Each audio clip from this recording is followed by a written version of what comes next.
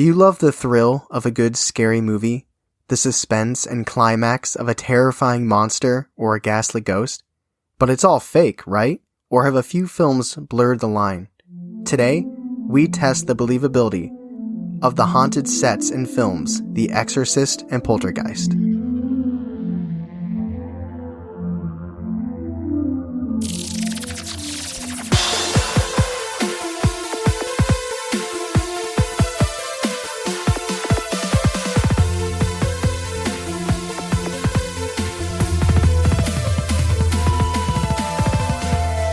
Welcome to Believing the Bizarre, where we dive into the unknown and the unusual and tell you whether or not we find it believable. That is right. It is scary movie time. It is Halloween time. It is October. So I really hope that you're all out there taking advantage of this time, because this is like the only month besides sci-fi, which doesn't even really do scary movies anymore in general, where they play horror movies on basic, TNT and AE. The ABC Family stuff. Oh my God, the Hocus Pocus. Like the 13 Nights. 13 oh my God, Night Halloween. Before Christmas. Yeah, what is AMC? AMC does do old school horror movies pretty consistently throughout the year. So I give them, they're probably better than sci-fi now. Sci-fi is all about like pop culture stuff now. Not a fan of that. I was talking about somebody with that on their Instagram. I totally agree. Whoever you were. But today, the thrills go beyond the big screen. And I got two shout outs I want to do really quick. First of all, I want to shout out our friend Alex. He suggested this topic about doing, I think he said specifically just Poltergeist. I wanted to tie in The Exorcist as well. So thank you, Alex. He's the one that did our music. And also, I want to give my parents a shout out because I know they're listening. So hi, Mom and Dad. Hey, Tyler's Mom and Dad. So first, let's talk about The Exorcist. So have you seen The Exorcist, Charlie? Alex made me watch it one time. It's regarded as one of the most terrifying films of all time. Would you agree with that? Well, I was pretty freaked out. And let me say this. It's way more scary than Jaws. Jaws somehow gets all this credit for being one of the scary movies of all time. Just don't go in the ocean. Jaws isn't that scary. I solved it. Don't go to the ocean. Actually, I had a harder time watching The Evil Dead. Really? That was the worst time I had. That was scary. The 2013 remake you're talking about. No, I'm talking about the original? At the apartment. Do you remember that you and I think Claire and some other people were watching it with Alex? I had to go in my room midway through because I could not watch it. No, and that surprised me because I don't... Well, their eyes were really creepy in the original. The rip-off face was too much. I'm done. So anyway, I hope everybody's seen this movie. If you haven't, I'm going to give you a quick little summary. The Exorcist is a 1973 horror film directed by William Friedkin? It's probably Friedkin. And written and produced by William Peter Blatty, based on the 1971 novel of the same name, written by William Peter Blatty. The film stars Ellen Burstyn, Max von Sydow, Lee J. Cobb, Kitty Wynn, Jack McGowan, Jason Miller, and of course, Linda Blair. The story is essentially about a little girl who becomes possessed by a demon after playing with a Ouija board, which eventually leads to an exorcism. This should be nothing new. First of all, it's from the 70s. It's so old, you had to have seen it. Two, it's like top 3 horror movies ever, so shouldn't be anything new. You're not supposed to say the demon's name. No? No. You bleep it just like it's an F-bomb. Okay, well. Did you know that the novel was based on a real case? I know. I've heard the real case. Small shout out. It is on Scared to Death. Scared to Desks.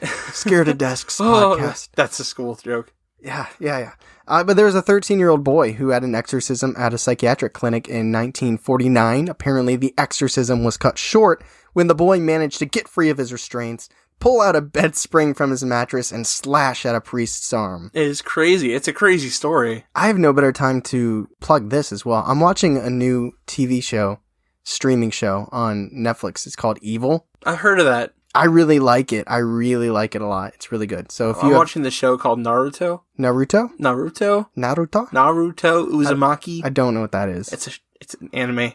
Moving on. All right, so let's get into the reasons why The Exorcism, the film, the set, might be haunted. Number 1, the fire. So here's a quote from the director, Friedkin.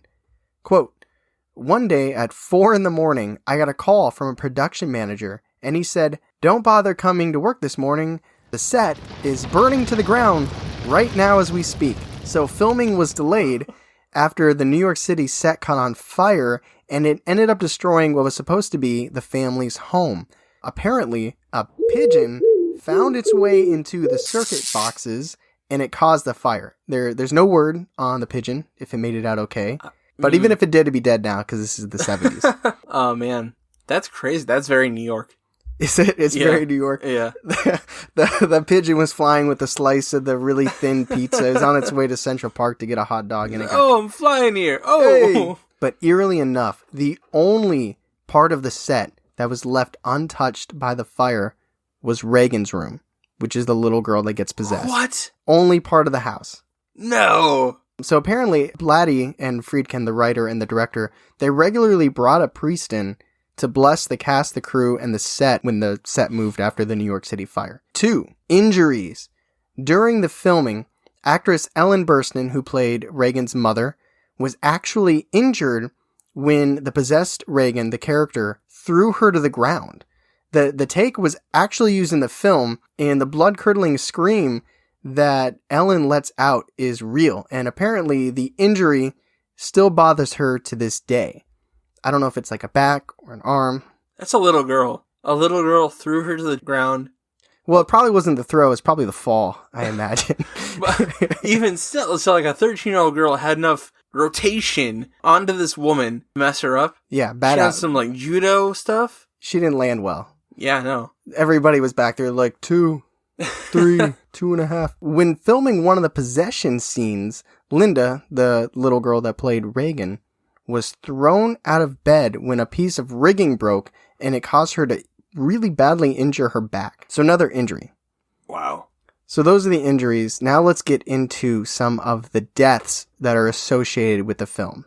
Actors Jack McGowan, who played Burke Dennings, he was the babysitter. He fell out of the window. Yeah, he did a waterfall motion. There's a lot of bad landings in this movie. Vasilkai Maliros played Mary Karras. They died during the post-production from the flu and natural causes, respectively, but oddly and creepily enough, both of those characters died in the film.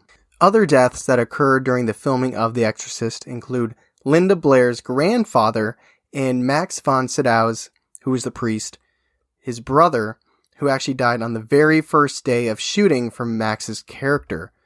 While filming, the son of Jason Miller, who played Father Damien Karras, was nearly killed when a motorcycle hit him. And in 1987, actress Mercedes McCambridge, who you don't see her, she's the one that does the voice of.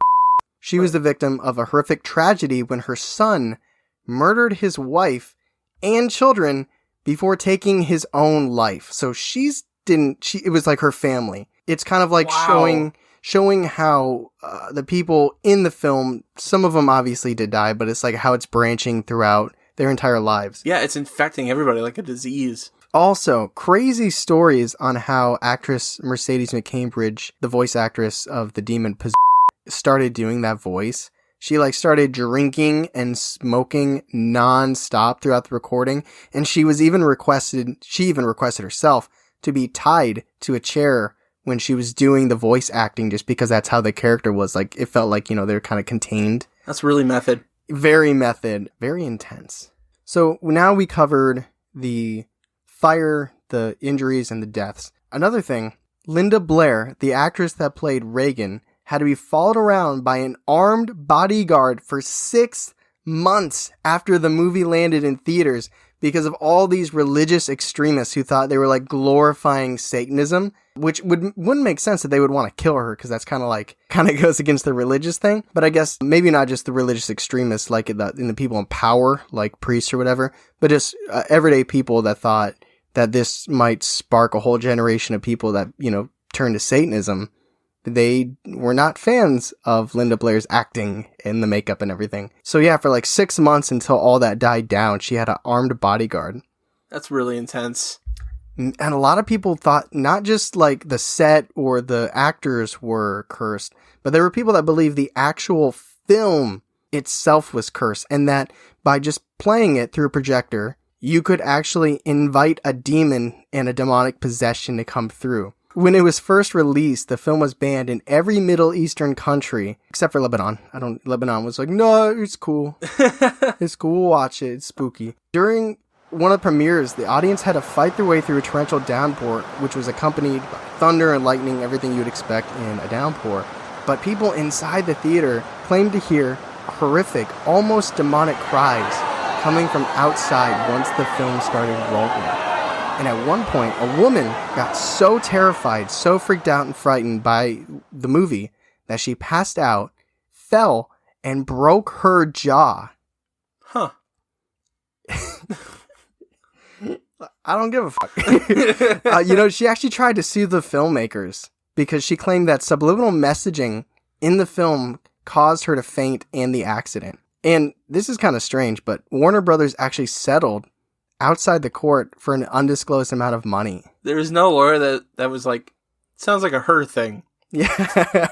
Yeah, it's not like they're like epileptic shot. There was one shot where they do show a face. Apparently the director was like, this sucks. It wasn't meant to be on VHS. Like, you weren't supposed to be able to pause it and look at it. You know what I mean? It was supposed to be like a split second, here's a face thing, but now you could watch it and pause it. And he's like, or shit. Also known as a jump scare. Yeah, well, it was so fast. It was like subliminal. You know what I mean? I was gonna say the audience that heard the screaming. Yeah, that sounds like there's like one guy in the middle is like, "Do you hear screaming, everybody? Do you guys hear screaming all around?" Just like, "Hey guys in the back, do you hear screaming?" And they're like, "We're trying to watch the damn movie, bro.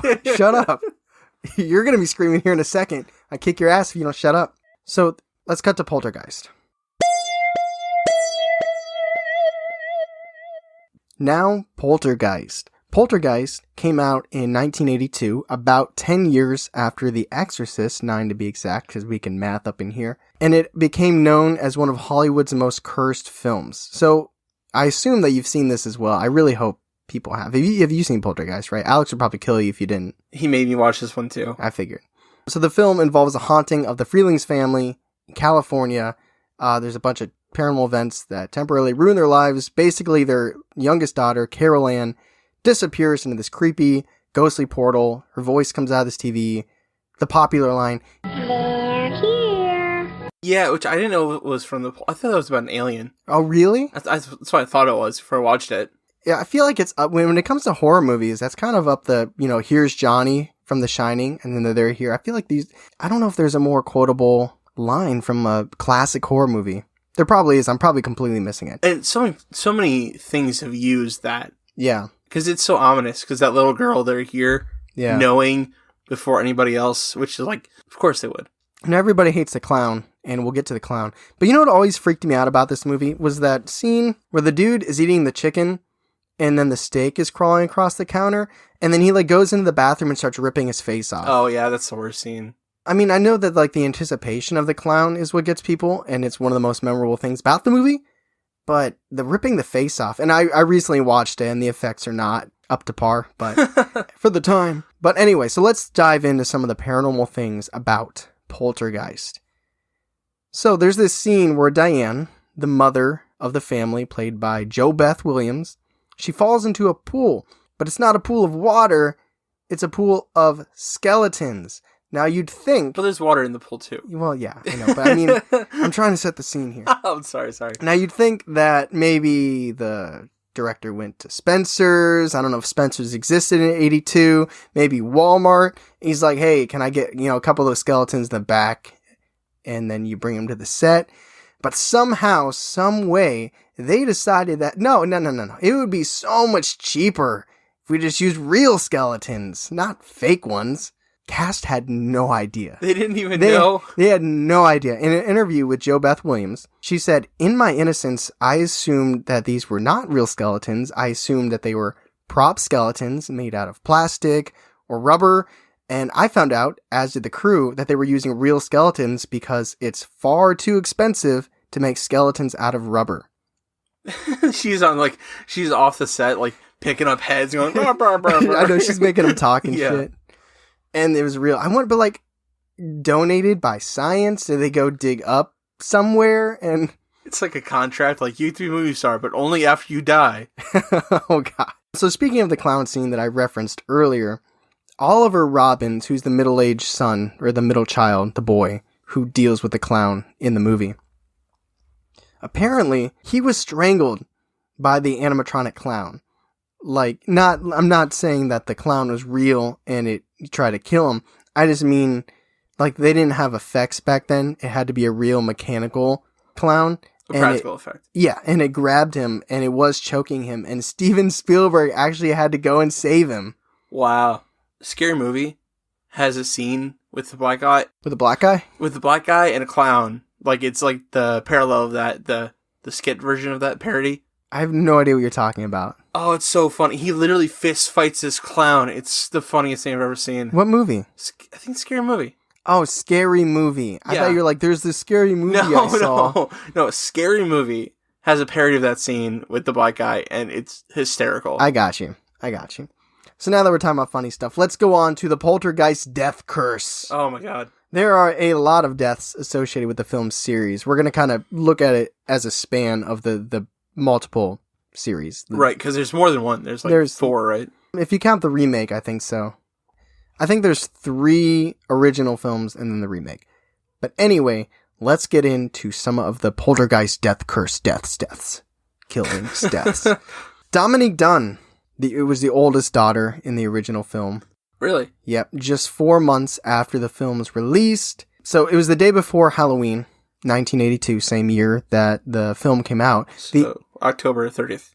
Yeah, I guess you could say that. The day before Halloween, October 30th, 1982. I don't know the time. The actress, who was 22 at the time, she was strangled by her ex-boyfriend, John Thomas Sweeney, outside their home in West Hollywood. Is he still in jail? Do you know? I think he's serving life. Good, that guy.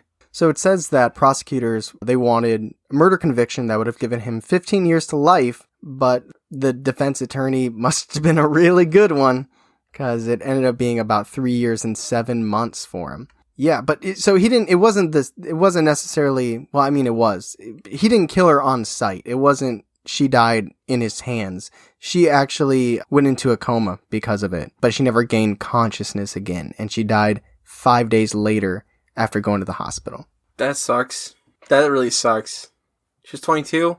She was 20. If it was 23, she lived a good life, but 22, that sucks. I don't know why. Did it make you think of Sweeney Todd when I said that or no? Sweeney? Yeah. A little bit. The John Thomas Sweeney. Do you think she was a meat Thomas? Meat pie? Oh. No. And he'll never see Dominique Dunne. Oh. Anyways. All right, let's get to the main character, Heather O'Rourke, who played Carol, the little girl that gets sucked into the other world. Yeah. She is obviously the most famous victim of the Poltergeist curse. She died in 1988, which was just 4 months after Poltergeist 3. She was in 1 and 3. Man, she's just 12 years old, which really sucks. She became incredibly ill with what appeared to be like flu-like symptoms. She collapsed at her home and her family rushed her to the hospital. She suffered a cardiac arrest, but thankfully her doctors were able to revive her, and they diagnosed her with intestinal stenosis, which means that there's an obstruction in her intestine. It causes the center opening of the intestine to become narrower. So she underwent surgery, but she went into cardiac arrest again, and they weren't able to save her. Oh, man. So she passed away February 1988, just a few weeks after her 12th birthday. That's some shit. The next member of the Poltergeist curse, Lou Perryman, who played Pugsley, the construction worker, in the first movie, the first Poltergeist. But he died much later in 2009, but this is a brutal way to go and very bad luck. A convict who was recently released from prison, Seth Christopher Tatum, confessed that he killed Perryman at his home after coming off his medication and going on a drinking binge. He was hacked to death by an axe. Wow. Jesus. But it's in 2009? What, does that make it better? No, but it feels like it's so far removed from the movie that it feels like it's like anybody that worked on the movie can't be killed. Part of the Poltergeist curse. Like there's got to be like a time limit here. At age 89, so-and-so died from old age. Oh, extra number 1 died from a heart attack. But so, okay, he did live a long life. He lived until the age 67. But I guess it's more the fact that it's horrific. Yeah, by chance. Jeez, that's a crazy, random convict who I believe wanted his car. Literally an axe murder. Axed him and, chopped him up to death. Tatum pleaded guilty to the murder in 2011 and was sentenced to life in prison. Unlike our good pal Sweeney. Yeah, at least someone went to life. Julian Beck, who played evil preacher Henry Kane in Poltergeist 2, was diagnosed with stomach cancer in 1983 and died in 1985. That's rough.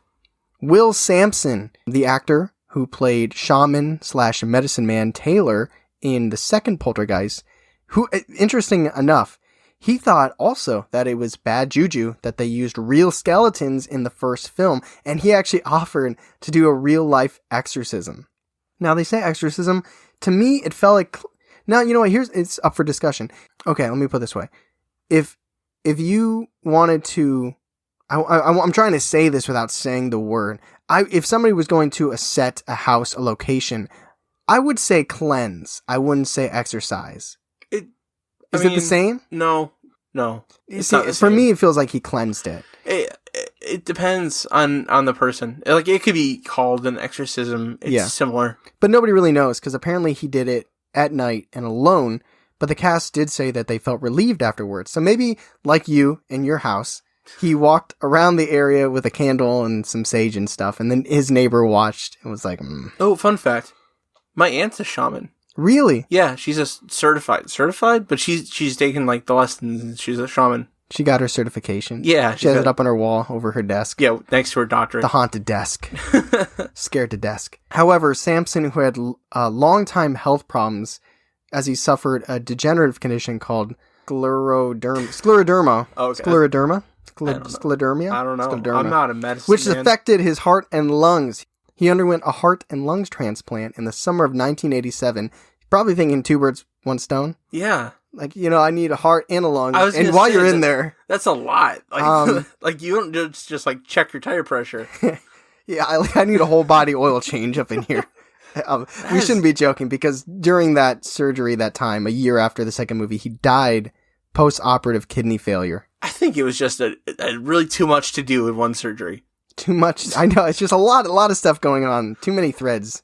So here's a near miss. It's our final bit about the Poltergeist. Richard Lawson, who played one of the parapsychologists in the original film, almost became the next victim. He was in a terrifying plane crash in 1992 when U.S. Air Flight 405 crashed into New York City's Flushing Bay en route to Cleveland, Ohio. Theorists say that if 21-year-old Mark Wahlberg was on the plane, he would have stopped it from crashing. You had to listen to our 9/11 episode to get that. The plane crash ended up killing 27 of the 51 passengers, but thankfully, Lawson was among the survivors. It actually came down to a last-minute seat change that saved his life. If he would have stayed where he originally was supposed to sit, he'd be dead. They're like, can you change your seat? I'm like, never. I've never changed my seat. Like, Never. Once I get in my seat, I'm done. That is collectively the haunted, cursings, and spooky behind-the-scenes stuff of The Exorcist and Poltergeist. Let's discuss. So now that we've broken down The Exorcist and Poltergeist, which another reference to the 9/11 episode that we did, I want to rate The Exorcist and Poltergeist obviously separately. Gotcha. That's cool. So what are your thoughts? Where are you thinking? Where are you at with these two films? Let's do The Exorcist first. Let's separate them. Where are you at with The Exorcist? So The Exorcist. So I feel like, so they did say the name that you're not supposed to say, kind of like Macbeth. You're not supposed to say Macbeth. And they did say the demon's name. And I think I believe in like stupid myths like that. No matter how dumb they feel, I feel like giving respect goes a long way, no matter what it is. Yeah, but it doesn't really mean that that's a real demon, though. No, it doesn't, but I don't think it has to be. It could be like how you were painting Slender Man, right? Like, I guess if you create enough about it and you put it out there. Yeah, exactly. Like, you're just putting that kind of energy out there. And do you know how long they filmed? Nope, no idea. Okay. Well, probably, the fire caused a delay for multiple months. So it was over a year, guaranteed, just because of the fire alone. Yeah, so like they put over a year's worth of energy into this movie. I wish you could see the hand motions I'm doing into this movie. And then they're all putting their energy toward this kind of presence. And you don't know how that kind of presence like works its way into reality, you know? Yeah. Also, how method Mercedes McCambridge went. Yeah. To get that voice down. That's crazy.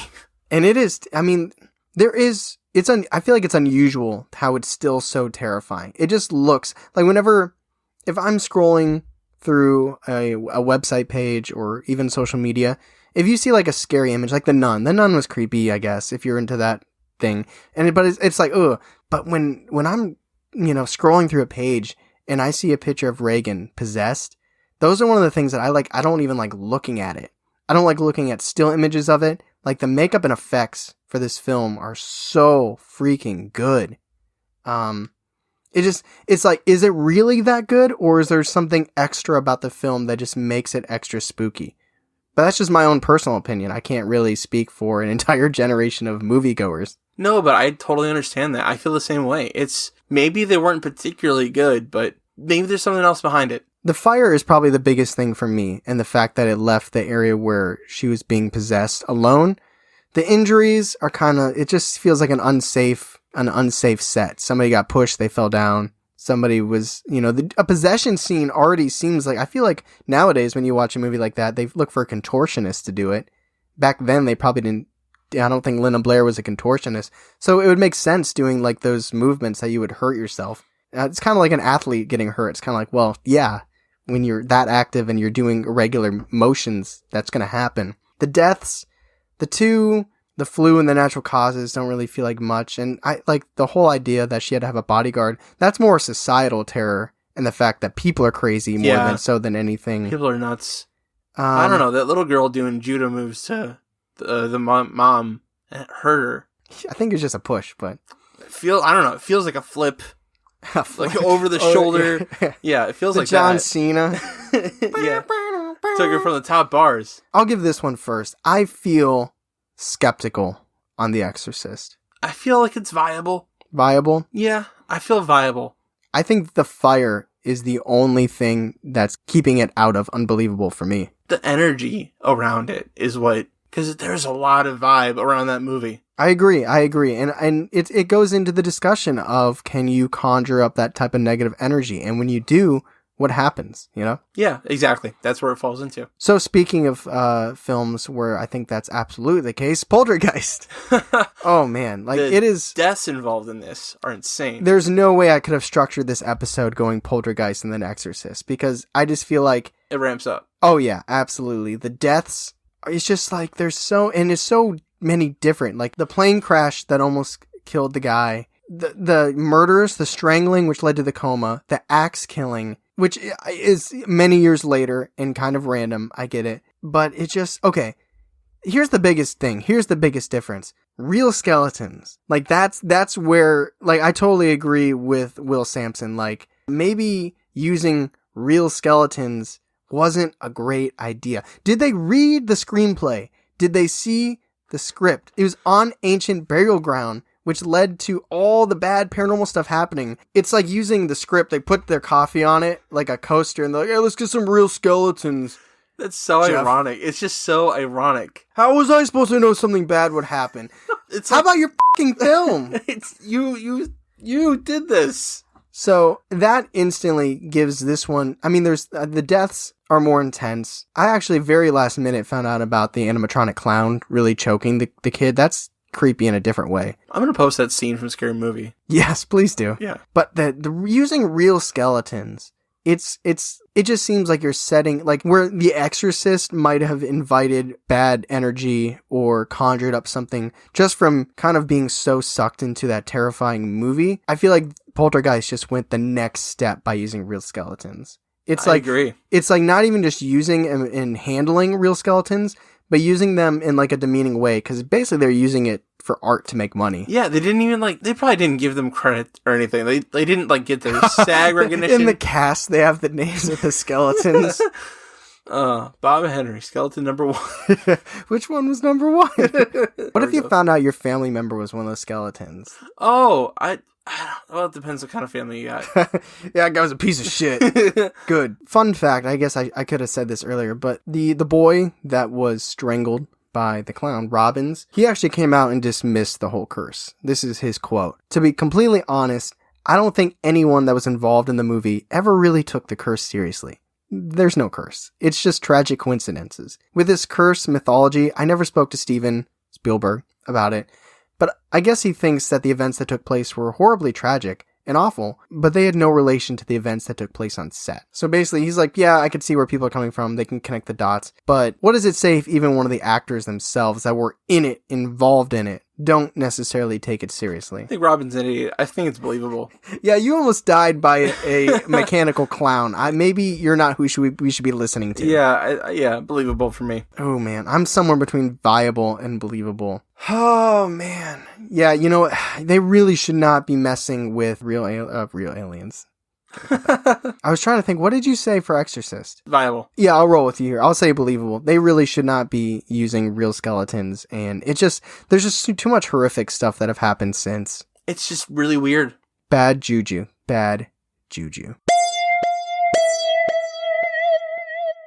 So that is our episode on the haunting, the sets, the spookiness of The Exorcist and Poltergeist. Thank you again, Alex, for the recommendation. Yeah, it was a lot of fun. That was a lot of fun. And speaking of Alex, my wife Stephanie and Alex have launched their new podcast, Kids of the Past, which is about nostalgic movies. Yeah, if you're our age, in your late 20s, early 30s, then it's the movies you grew up watching. It's a cool podcast, so definitely recommend checking out Kids of the Past. If you're liking the show, you're liking what you're hearing, please, you're welcome to leave a review. Basically, if anything, I hope you like the show, and you write a little review about it. Tyler's got nice hair. Charlie's got a dumb laugh. That's fine. They have no idea what my hair looks like. Your hair looks nice. It's nice hair. Thank you. I appreciate it. And also, if you could, just 5-star. That, actually, it helps us. I don't know how it helps us. It puts us up the rating somehow. It's the Apple iTunes algorithm. It does its thing. It helps us do stuff. Gets more recognition, hopefully. It helps people organically find us. That's a nice word, organically. Like a nice organic apple. Yeah, exactly. Because you all know us probably from social media and Instagram, but for any people that are searching for a paranormal podcast or a bizarre podcast and they don't have our links or our social media, by getting reviews, which is something that Apple Podcasts very highly validates, by having more reviews, it helps our podcast go up higher up there so when people search, they'll find us. And then that way they can listen and decide in the first 30 seconds or not whether or not they want to keep listening to us or not. And hopefully they do, just like you have, because you're deep into this podcast.